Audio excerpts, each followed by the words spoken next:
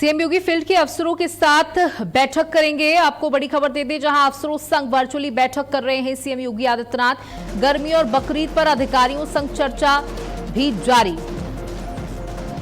तो आपको बड़ी खबर दे रहे हैं, जहां अफसरों संग वर्चुअली बैठक कर रहे हैं सीएम योगी आदित्यनाथ। गर्मी को लेकर यह बैठक है, साथ ही बकरीद का त्योहार बुधवार को मनाया जाएगा, जहां इसको लेकर के भी अधिकारियों संग चर्चा की जा रही है कि आपसी सौहार्द बना रहे, प्रदेश में शांति बनी रहे, किसी प्रकार की कोई अप्रिय घटना, कोई अराजकता ना होने पाए। साथ ही सरकार की तरफ से साफ कर दिया गया है कि रोडों पर न नमाज अदा की जाएगी, ना ही बकरीद मनाई जाएगी, यानी जो भी प्रक्रिया उनकी बकरीद के त्योहार की होती है, यानी कि कुर्बानी भी नहीं दी जाएगी और नमाज भी अदा नहीं की जाएगी। गर्मी और बकरीद को लेकर सीएम योगी आदित्यनाथ अधिकारियों संग कर रहे हैं चर्चा। वीडियो कॉन्फ्रेंसिंग के माध्यम से फील्ड के अफसरों के साथ सीएम की बैठक जारी है। अफसरों संग वर्चुअली बैठक कर रहे हैं सीएम योगी आदित्यनाथ। गर्मी और बकरीद पर अधिकारियों संग चर्चा जारी।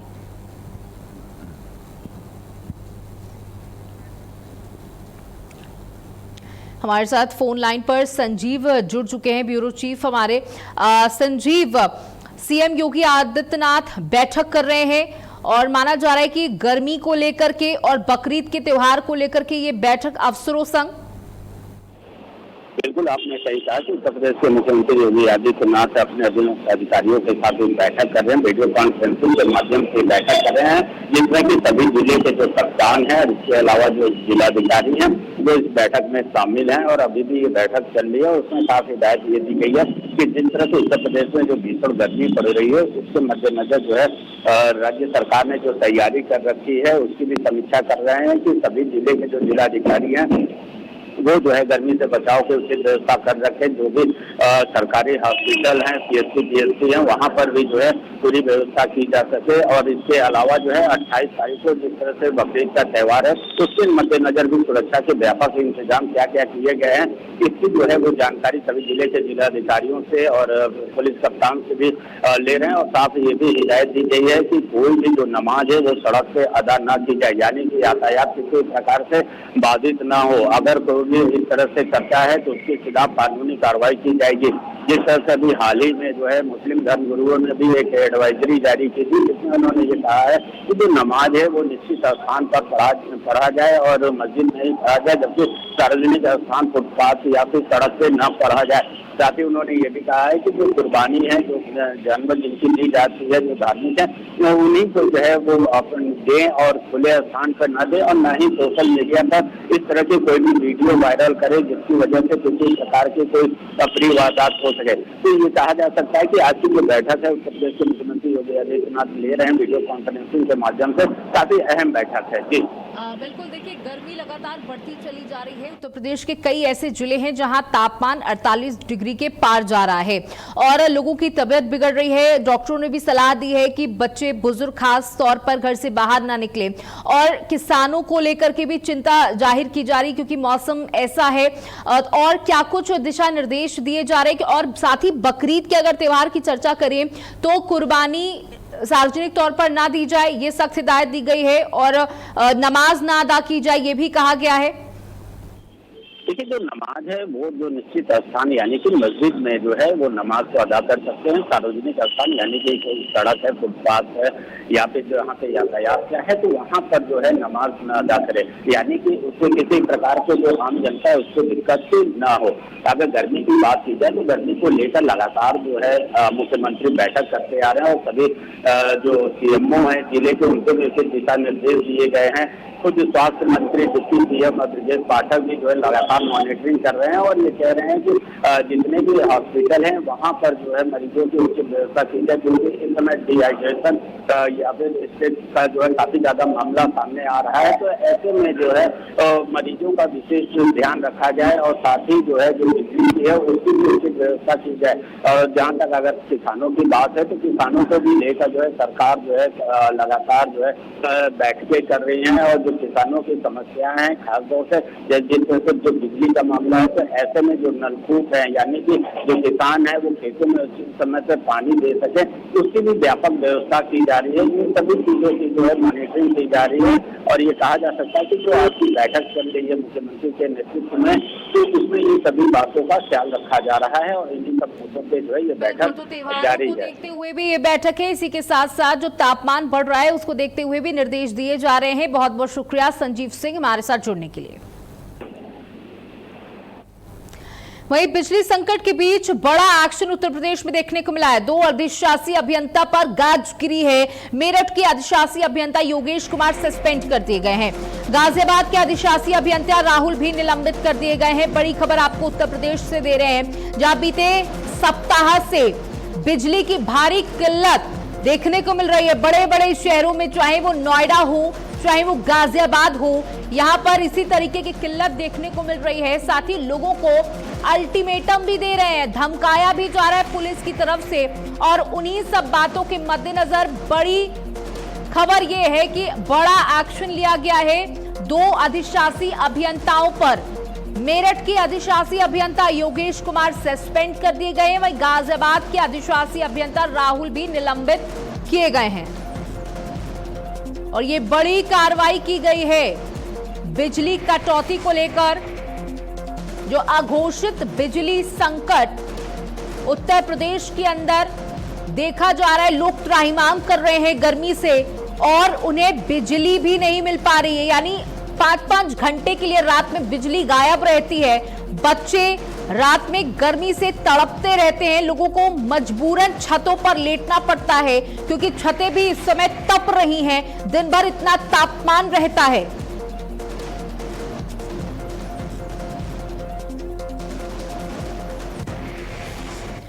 वहीं डिप्टी सीएम केशव प्रसाद मौर्य का एक पोस्ट वायरल हो रहा है, जहां एक्स पर पोस्ट कर उन्होंने विपक्ष पर निशाना साधा है। बीजेपी का मतलब कमिटमेंट की राजनीति, कांग्रेस का मतलब कॉम्प्रोमाइज की राजनीति। तो देखिए, उत्तर प्रदेश की सियासत जो है वो इस समय अपने चरम पर है।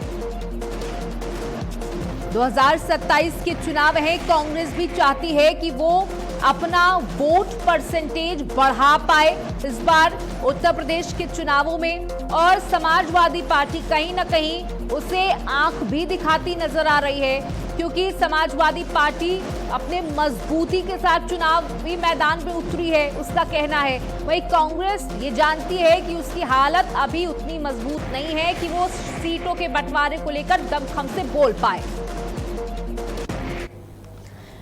वहीं मुरादाबाद में बीजेपी 2 दिवसीय प्रशिक्षण महाअभियान 2026 की शुरुआत हुई। कैबिनेट मंत्री भूपेंद्र चौधरी बीजेपी के प्रशिक्षण महाअभियान 2026 कार्यक्रम में शामिल हुए। इस दौरान भूपेंद्र चौधरी ने कहा कि देश के अधिकांश राज्यों में बीजेपी की सरकार है। जहां सरकार नहीं, वहां हमारा मजबूत संगठन कार्य कर रहा है। भाजपा को 50 साल तक राज्य करने की योजना पर संगठन को काम करना होगा। साथ ही मंत्री ने कहा कि बीजेपी विचारधारा के आधार पर चलने वाला राजनीतिक दल है। भाजपा में राजनीतिक विरासत के आधार पर कार्य नहीं किया जाता।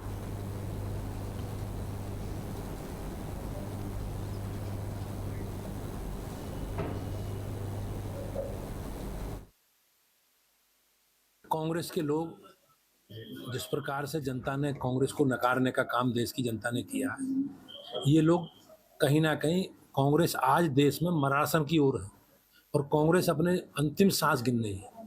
तो इस प्रकार की बयानबाजी करके ये लोग एक नेगेटिव एजेंडा फैलाने का काम देश में कर रहे हैं। लेकिन देश की जनता सब जानती है, प्रदेश की जनता सजग है और कांग्रेस के लिए अब कोई संभावना उत्तर प्रदेश में बची नहीं है।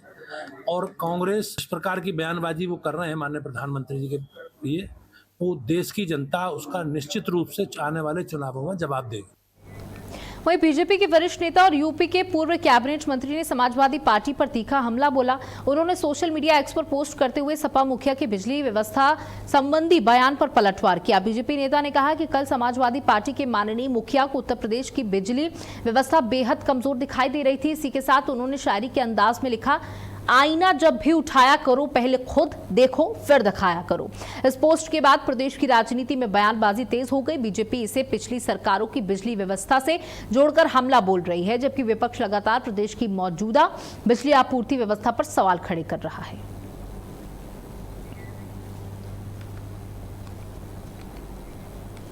वहीं सोनभद्र में पेट्रोल और डीजल की कीमतों में बढ़ोतरी के विरोध में समाजवादी पार्टी ने जोरदार प्रदर्शन किया। कार्यकर्ताओं ने पेट्रोल पंप के पास बैठकर हनुमान चालीसा का पाठ कर प्रतीकात्मक विरोध दर्ज कराया। सपा जिला सचिव प्रमोद यादव ने बीजेपी सरकार पर महंगाई और बेरोजगारी को लेकर गंभीर आरोप लगाए। उन्होंने कहा, बढ़ती कीमतों से जनता परेशान है और सरकार जन विरोधी नीतियां अपना रही है। नगर अध्यक्ष सरदार पार ब्रह्म सिंह भी प्रदर्शन में शामिल रहे और कार्यकर्ताओं का समर्थन किया। रॉबर्ट्सगंज नगर पालिका क्षेत्र में बड़ी संख्या में सपा कार्यकर्ताओं ने प्रदर्शन में भाग लिया। कार्यकर्ताओं ने सरकार से महंगाई कम करने की मांग को दोहराया और विरोध तेज करने की चेतावनी भी दी है।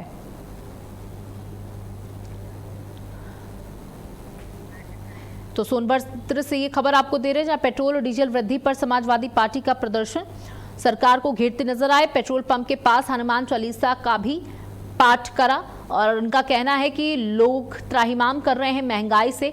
रोजाना पेट्रोल और डीजल के दाम बढ़ाए जा रहे हैं। सरकार इस संकट से देश को कब उभारेगी या संकट में और डालती जाएगी, ये यहां पर समाजवादियों का साफ तौर पर सवाल रहा। रॉबर्ट्सगंज में बड़ी संख्या में कार्यकर्ता यहां पर शामिल रहे और पेट्रोल पंप के बाहर बैठ करके इतनी गर्मी में आंदोलन करते नजर आए, हाथों में तख्तियां लेके हुए।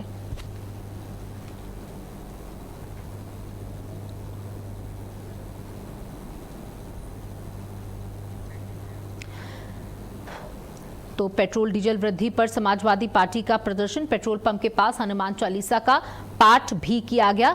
लगातार आपको बता दें, पेट्रोल और डीजल के दाम बढ़ रहे हैं, दूसरी तरफ दूध के दाम बढ़ रहे हैं, खाद्य पदार्थों के दाम बढ़ रहे हैं, जिससे लोगों की जेब पर बहुत बुरा असर पड़ रहा है। वहीं कानपुर नगर में आईटीबीपी के जवान की मां के हाथ काटने के मामले को लेकर विवाद बढ़ता जा रहा है। जहां एक तरफ इसे पूरे मामले की जांच के लिए सीएमओ साहब को पत्र लिखा गया, तो वहीं सीएमओ साहब ने अस्पताल को क्लीन चिट दे दी है और अपनी रिपोर्ट स्पष्ट नहीं करी, जिसके बाद आईटीबीपी जवान अपने कमांडर के साथ आज पुलिस कमिश्नर से मिलने पहुंचे। उन्होंने पुलिस कमिश्नर से पूरे मामले की निष्पक्ष जांच की बात कही, जिसके बाद पुलिस कमिश्नर ने इस पूरे मामले पर पुनः रिपोर्ट के लिए कमेटी गठित की। इस पूरे मामले पर लखनऊ के उच्च अधिकारियों से भी रिपोर्ट की बात कही गई। बता दें कि विकास सिंह की मां को कृष्णा अस्पताल में भर्ती कराया गया था, जहां डॉक्टरों की लापरवाही की वजह से मां का हाथ काट दिया गया था।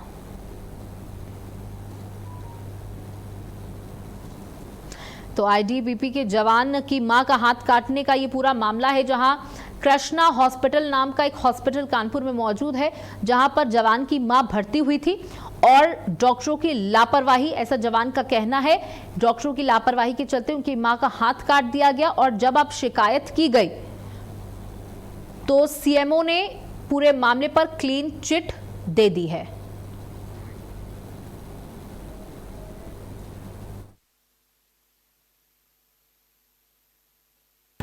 इसमें कुछ दिन पूर्व आईटीबीपी का एक जवान ये शिकायत लेकर आया था कि एक अस्पताल ने लापरवाही पूर्वक इलाज करते हुए उनकी माताजी का इस प्रकार इलाज किया कि उनका हाथ काटना पड़ा माताजी का। इस पर नियमानुसार हमने मामले को सीएमओ साहब को प्रेषित किया एक रिपोर्ट, जिस पर कि उनके द्वारा एक डॉक्टर्स की कमेटी बनाई गई और इसमें मेडिकल नेग्लिजेंस के जो एस्पेक्ट था उसकी जांच के लिए आदेशित किया गया। जांच के पश्चात जो रिपोर्ट आई थी उस पर जो प्रार्थी था वो कुछ बिंदुओं पर असंतुष्ट था। इस बात को लेकर आज वो अपने अधिकारी गणों के साथ आया और सीपी महोदय के सामने अपना पक्ष प्रस्तुत किया, जिस पर कि सीएमओ साहब को भी बुलवाया गया और दोनों पक्षों की बातचीत हुई।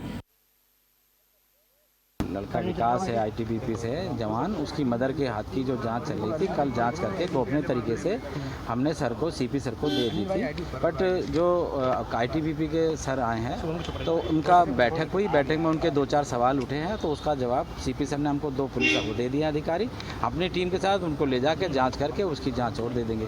बस यही मसला आज बात हुई है। जो हमारे अभी आप सबको पता होगा, जो जवान की माता का हाथ कट गया है, उसी रिलेशन में मैंने कल जो है सर से अपॉइंटमेंट लिया था। मैं कमिश्नर सर से मिलने के लिए आया था और आज मैं और मेरे अधिकारी और जवान आए थे यहाँ पे। मैं अंदर सर के पास बैठा हुआ था, बाहर जवान खड़े थे, तो शायद मीडिया ने थोड़ा इसको गलत लेवल पे गलत रूप से ले लिया है। हमने कोई ऐसा घेरने वेरने या कुछ ऐसी कोई कार्रवाई नहीं हुई है। कमिश्नर सर की तरफ से पूरा सपोर्ट है हमें और जो भी जांच रिपोर्ट इस मामले में आएगी तो न्याय होगा। सर के ऊपर हमें पूरा भरोसा है। और इसी खबर पर हमारे साथ हमारे सहयोगी इब्ने हसन जैदी जुड़ चुके हैं। इब्ने हसन, ये क्या कुछ ये पूरा मामला है? बताया जा रहा है कि जवान की मां का हाथ कट गया था या डॉक्टरों की लापरवाही इसमें देखी गई थी, क्या कुछ पूरा मामला है, स्पष्ट करें। देखिए सोनू, मैं आपको बता दूं कि कुछ समय पहले जो है ये आईटीबीपी का जो जवान है उसकी मां को जो है तबीयत खराब होती है, उसको जो है कृष्ण हॉस्पिटल में एडमिट किया जाता है, जहां पर ये आईटीबीपी के जवान का आरोप है कि गलत इलाज की वजह से उसकी मां के हाथ को काटना पड़ा। तो वही हाथ को लेके वो जो है अभी कुछ दिन पहले ही कमिश्नर साहब के ऑफिस आया था और वहां पर आके उसने अपनी शिकायत को दर्ज कराया था।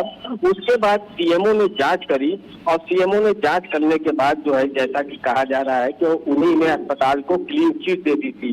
तो जो आईटीबीपी का जवान था उसने अपने अधिकारियों को ये पूरा मामला बताया, तो उनको मालूम होता है कि उसके जो आईटीबीपी के कमांडेंट हैं वो कमिश्नर से जो है मिलने का समय लेते हैं और फिर उसके बाद आज जो है वो अपने साथियों के साथ, तमाम लोगों के साथ जो है कमिश्नर ऑफिस पहुंचते हैं और कमिश्नर ऑफिस में पहुंच के वो कमिश्नर साहब से वहां पर बैठ के ऑफिस में बात होती है, बातचीत की जाती है। बातचीत करने के बाद जो है वो वहां से फिलहाल चले जाते हैं, लेकिन अगर बात की जाए तो ये फिर से इसकी जांच का आदेश दिया गया है। और अगर कमांडेंट की बात करें आईटीबीपी के, तो उनका भी कहना है कि जो मामला हमारे सामने आया था, जवान ने बताया था, हम उसको लेके यहाँ सामने आए थे और हमारी बहुत अच्छी वार्ता हुई है और वार्ता होने के बाद फिर से एक बार जांच के आदेश दिए गए हैं। जांच फिर से होगी और उसमें जो भी मामला सामने निकल कर आएगा उसके तहत जो है पुलिस भी कार्रवाई करेगी। जी सौम्या।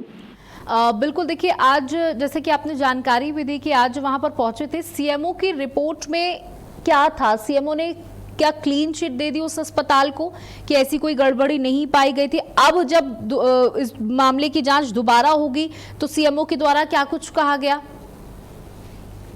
सीएमओ की बात करें तो सीएमओ ने जिस तरीके से जांच करी और जांच करने के बाद रिपोर्ट जो है वो कमिश्नर को सौंप दी थी, लेकिन क्योंकि आईटीबीपी के जवान जो था वो उससे सहमत नहीं था, इसलिए ये लोग आज आए थे। तो आज उसको फिर से जो है कमिश्नर ने फिर से उसकी जांच के आदेश दिए हैं, इसकी नए सिरे से फिर से जांच की जाएगी और अगर उसमें कोई मामला ऐसा निकल कर आएगा तो उसके खिलाफ कार्रवाई भी की जाएगी। अगर ऐसा कोई मामला नहीं निकल कर आता है तो फिर इसमें आगे देखने वाली बात होगी कि इसके बाद क्या कार्रवाई की जाएगी। जी बिल्कुल, इब्ने बहुत बहुत शुक्रिया हमारे साथ जुड़ने के लिए, जानकारी साझा करने के लिए।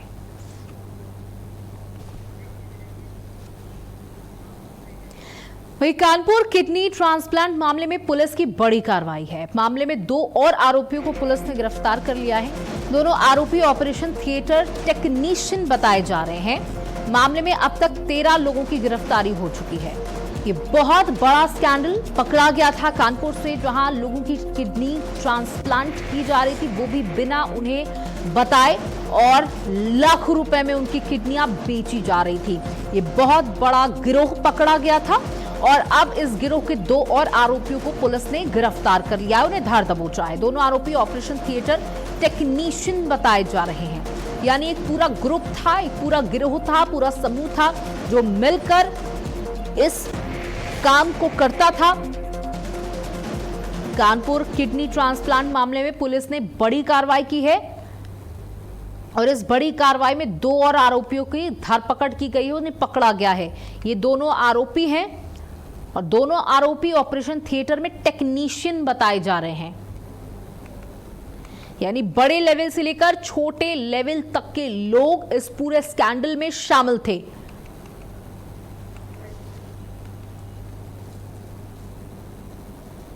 अभी तक इस इलीगल किडनी ट्रांसप्लांट रैकेट में अभी तक कुल 11 अभियुक्तों की पूर्व में गिरफ्तारी हो चुकी थी और लगातार विवेचना प्रचलित थी, साक्ष्य संकलन की कार्रवाई की जा रही थी और जो अन्य बचे हुए मुलजिम थे उनकी गिरफ्तारी का प्रयास किया जा रहा था। इसी क्रम में आज 2 अभियुक्तों की गिरफ्तारी थाना क्षेत्र रावतपुर से गीतानगर क्रॉसिंग के पास से की गई है।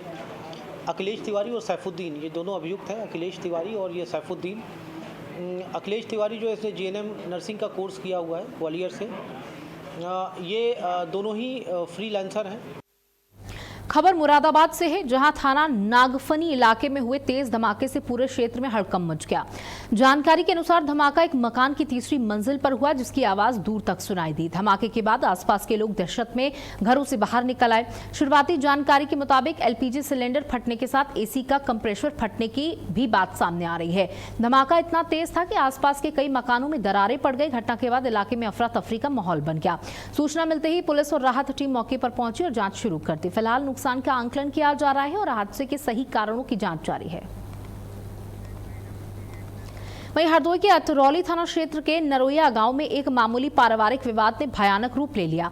बता दें, बाइक को लेकर दो सगे भाइयों के बीच शुरू हुआ विवाद इतना बढ़ गया कि एक भाई ने बाइक में आग लगा दी, जबकि दूसरे भाई ने खुद पर पेट्रोल डालकर आग लगा ली, जिसके बाद गंभीर रूप से झुलसे युवक की अस्पताल में इलाज के दौरान मौत हो गई, जिससे पूरे इलाके में, पूरे गांव में मातम का माहौल है।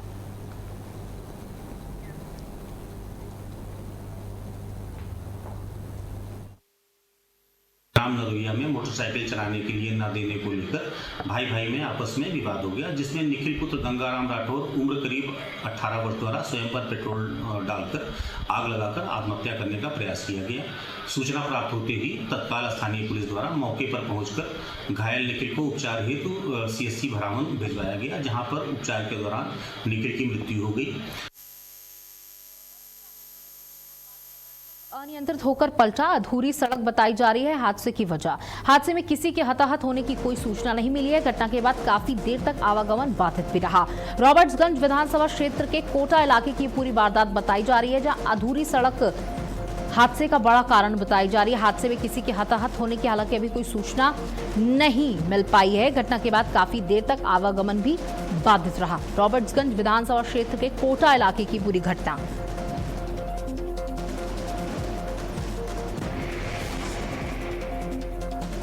जहां सोनभद्र से खबर, बालू लदा ट्रक अनियंत्रित होकर पलट गया और इसका सबसे बड़ा कारण खराब सड़क बताई जा रही है। यानी सड़क का निर्माण अधूरा था और इसकी वजह से ट्रक अनियंत्रित होकर पलट गया। यानी सड़क की स्थिति इतनी खराब थी कि ट्रक सीधे तौर पर चल भी नहीं पाया और वो अनियंत्रित होकर पलट गया। हालांकि इस वजह से काफी देर तक आवागमन भी बाधित रहा। तो बालू से लदा ये ट्रक था, तस्वीरें आपके सामने। दोबारा से कड़ी मशक्कत के बाद ट्रक को उठाया गया और इसमें दोबारा से बालू भरी गई।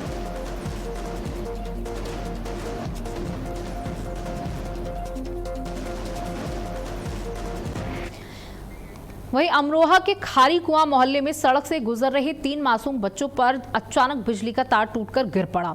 हादसे में तीनों मासूम झुलस गए। मौके पर मौजूद लोगों ने तुरंत बच्चों को बचाकर सुरक्षित स्थान पर पहुंचाया। वहीं बच्चों के पिता ने बिजली विभाग पर लापरवाही का आरोप लगाते हुए बताया कि शिकायत के बावजूद एसडीओ ने फोन रिसीव नहीं किया, जिसके बाद उन्होंने मुख्यमंत्री हेल्पलाइन पर घटना की शिकायत दर्ज कराई। वहीं इलाके में लगातार बिजली फॉल्ट और तार टूटने की घटनाओं से लोगों में भारी नाराजगी देखने को मिली।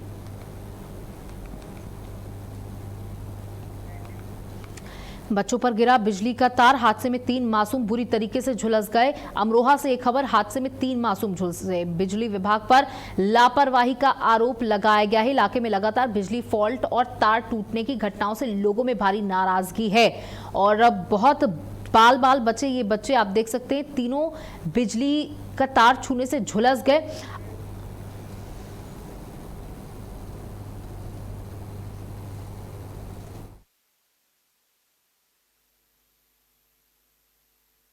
यहाँ हाशमी साहब का मदरसा है, वो जो खंबा है बिजली का, वहाँ से एकदम अचानक तार गिरा और उसमें उस टाइम हल्का थोड़ा बहुत करंट भी था, जिससे एक मेरे बच्चे का पूरा हाथ जल गया, काफ़ी अंदर तक काफ़ी गहराई तक। और जो बच्चे थे उनके हल्की फुल्की कान पे, घुटनों पे, मेरी वाइफ के घुटनों पे काफ़ी, मतलब ये लोग बच गए।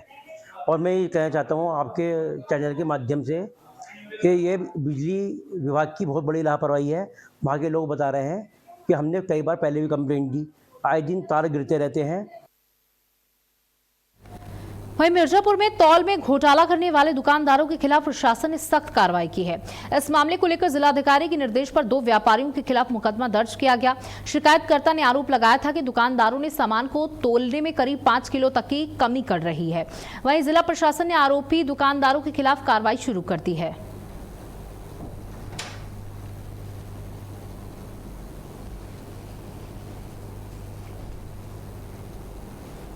आरोपी दुकानदार के खिलाफ मुकदमा दर्ज कर लिया गया है। मिर्जापुर से आपको खबर दे रहे हैं, जब प्रशासन ने मामले की जांच को भी शुरू कर दिया है। जिला प्रशासन की कार्रवाई इस दौरान देखी गई है। जिला प्रशासन ने आरोपी दुकानदारों के खिलाफ कार्रवाई अब शुरू कर दी है। इनके खिलाफ मुकदमा दर्ज कर लिया गया है। मिर्जापुर से खबर,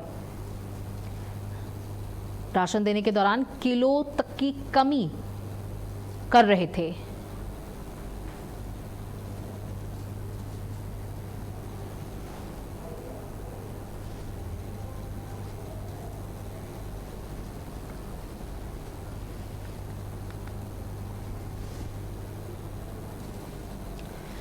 आरोपी दुकानदारों के खिलाफ मुकदमा दर्ज किया गया है।